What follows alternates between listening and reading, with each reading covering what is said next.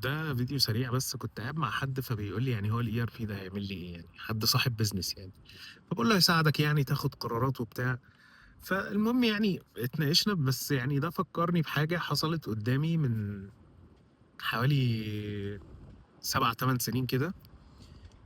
كنت قاعد يعني الموقف ده حصل قدّامي. شركة عندها ERP، شركة كبيرة عندها مثلًا 5000 موظف.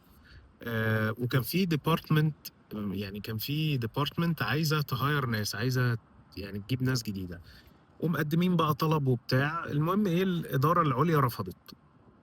رفضوا بناءً على إيه، رفضوا بناءً على تقارير، على معلومات عندهم، مش رفضوا كده بالإحساس.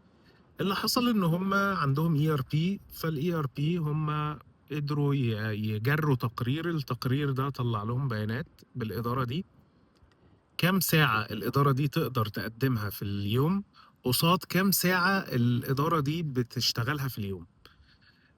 فكانت النتيجة يعني بعيدة كل البُعد. مثلًا يعني هاضرب مثال، الإدارة دي مثلًا عندها 10 أفراد، ال10 دول كل واحد فيهم بيشتغل 8 ساعات في اليوم، يعني 80 ساعة.